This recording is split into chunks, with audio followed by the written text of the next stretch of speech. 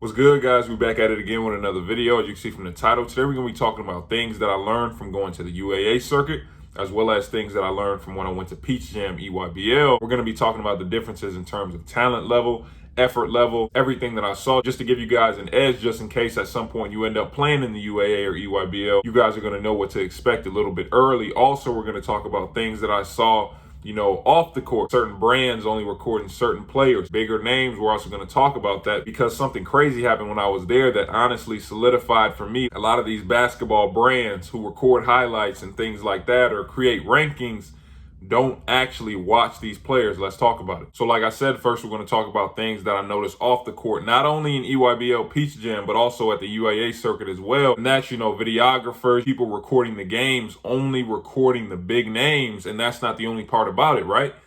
I would watch a game with a big name player. I'm talking about the entire baseline is full of people recording the game, right? And this big name player might have lost the game. He might have played bad, but I check Instagram while I'm still in the gym and I'm watching his 3 or 4 highlights from the game. I'm like, why are they making it seem like this player just won and he played well? Go to another gym with a quote unquote big name player and the same thing happens.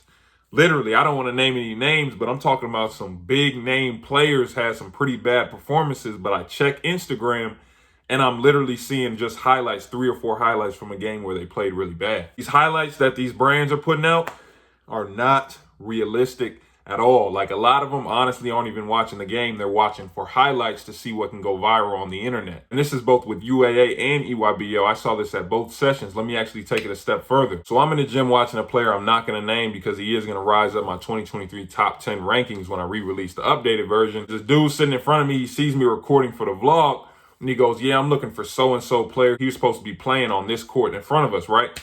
The player that he was looking for is a 4-star with a pretty decent following name. And I'm like, how does this dude not know who this player is? He goes, yeah, so-and-so brand wanted me to come record him right quick. This brand that he was talking about has, I don't know how many million followers on Instagram. I'm talking about big name. And that just solidified to me in my head, bro, these dudes do not be watching these players at all. At all. I actually had to tell him about the 5-star, again, the player that's going to rise up my rankings. The 5-star that was on the other team, I had to tell him about, and then he started recording him. So when y'all see these rankings and you see all these highlights, do not believe the hype. This is why I tell you guys, you should not be trying to chase mixtapes and chase rankings. A lot of the people who create these things don't actually watch these players, which is why you have a lot of players who you don't know about all of a sudden blow up at the last second and people are like, oh, where did he come from? People just weren't actually watching the games. So that's just the stuff off the court that I noticed. The media these days isn't really about finding the best player. It's about finding the most popular player, the player that will go the most viral once I upload this clip of him dunking. On court, though, we'll start with the UAA, and this was the first time I had ever actually stepped foot in a UAA event. Obviously, I've talked about this before. If you want to talk about circuit rankings, it usually goes EYBL, 3SSB, then UAA, but I was legitimately surprised when I walked into the gym. Honestly, when I walked in there, like I just said, when you think about the circuit rankings, UAA is considered the quote unquote last. They have the least amount of talent in there. But when I walked into that gym, right, the energy in that gym from the jump, I'm talking about, was crazy. On every single court, the energy was ridiculous. I walked into the UAA games pretty early, and I'm talking about these dudes are going 100 miles an hour early in the morning. So that's one of the biggest differences that I do have to say about the UAA is, even though they might not have all the top 100 players, all the most talented players, the thing I noticed is everybody in those gyms, though, are dogs. Like, everyone in there is fighting 100 miles per hour. I watched, I don't know how many games where I saw dudes diving on the floor. Dudes were locked into the game. There was just a level of intensity that sometimes you don't see in some of these other circuits. There's a reason for this. I've told you guys this before. I might not have been the most talented, but what I did to make up for that was having more effort than that more talented player. What do they say all the time? Hard work beats talent. When talent doesn't work hard, the UAA is full of dogs. They might not have the depth that the other circuits have, but in terms of just effort level, dogs in those gyms, complete dogs. I didn't really see a lot of flashy play out there. We're going to talk about it when we get to EYBL, but the UAA, I didn't really see a lot of flashy play. And because there isn't a whole lot of quote unquote big name talent, you're not going to see a lot of ISO ball. I didn't see a lot of dudes just breaking off, like I said, clear out, get out of my way, let me work out. I actually saw a lot of teams running actual actions Because like I said, if you don't have the dude that can just show up and drop 30 and he doesn't need any plays, you actually have to run sets. I did see in the UAA, there were a lot of teams actually running sets. There's a level of physicality in the UAA as well. I'm talking about most dudes you seeing cut up, swole. So when you're going into the paint as a guard, you got to be able to take some contact because they got some pretty physical guys. They might not be the most flashy, but these dudes is solid in the UAA and they not playing. And even though I'm talking a lot about, the dog mentality, intensity, they still got players too. Players like Vashana Lett. I actually got a couple notes. I did take notes on some players. Derek Queen was playing well. Marco Jackson, Stephon Castle. There are so many more players that I watched. There's this player on 16U named William Cianfrini. Look out for his name. I really took notes on some players that you've never heard of before because they got some guys there. But the only thing I have to say is in the UAA, again, before you step into that, make sure you're a dog. Make sure you got a love of the game. Make sure you're ready to go 100 miles per hour because like I said, when you don't have the most talent out there, guess what? Everyone out there is going to be giving 100% effort because they really want those scholarships.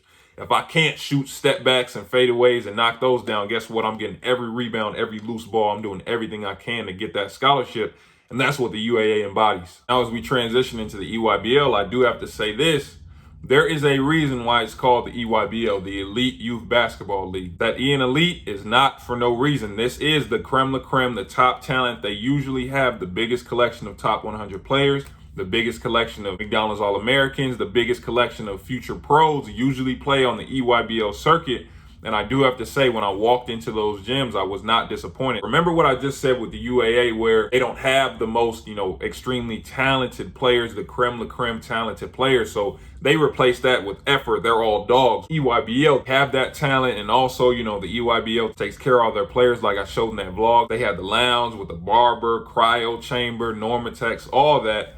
So I will say one thing I did notice is the level of intensity that I saw in the UAA, I really didn't see in the EYBL consistently. Granted, there were players obviously on every single team that were giving 100% effort. UAA, it was hard for me to find a dude that wasn't locked in and really going 100 miles an hour. EYBL, it was a little bit easier to spot that player out. But also different from the UAA, remember what I said, they run a lot of plays. I was watching some EYBL teams, I'm going to be honest, run literally 6-7 plays in a row, straight ISOs. You go, I go, you go, I go. Because they do have those players that can show up, drop 20, drop 30. So there is a lot more ISO ball in EYBL, a lot more creativity, a lot more clear out. Let me get my game off. In fact, the game that I'm talking about where I said they went 6-7 possessions in a row, straight ISO ball, I think they started that game down 17-0, I think. So obviously, like I've told you guys before, the ISO ball doesn't really translate to wins. But on EYBL, you do see it a lot more because honestly, on some teams, you'll have that 5-star, really highly rated 4-star player on a team with not as many talented players. So that head coach would just let that 5-star rock. Right, so I'm seeing a whole lot of step backs, contested jumpers, but just the pure shot making ability in the EYBL is big time. And granted, a lot of these shots that some of these players are taking are bad shots. Like I said, they're really trying to get into their bag and show what they can do, and rightfully so. Every big media company is on the baseline. If it's a big name game, you got the whole gym is packed. I was in there when EYBL staff had to tell people, you can't come in here. There's too many people in here. Just some of these players' ability to make tough shots, whether it be in the paint or on the perimeter. Like I said, the E in EYBL isn't elite for no reason. These are the best players in the country in the EYBL. And they take some of the toughest shots, and they also make some of the toughest shots. Another aspect, though, of the EYBL is the atmosphere. The atmosphere for every single game. A lot of games, it's big name player versus big name player. Almost every team in the EYBL has at least 1, 4, or 5-star. So a lot of the time, you're getting head-to-head matchups with highly ranked players. So the atmosphere in those gyms, how packed it is, you'll have a 17U playing, and then you'll have that team 16U and 15U in the stands with their parents cheering on. So I'm talking about how loud these gyms are in EYBL and Peach Jam. It was crazy, just a real basketball atmosphere out there. And I'm going to be honest, when you go out there, you got to be able to perform because there are so many cameras on you. There are so many eyes on you. You airball a shot, you will hear airball from the opposing parents, players, everything.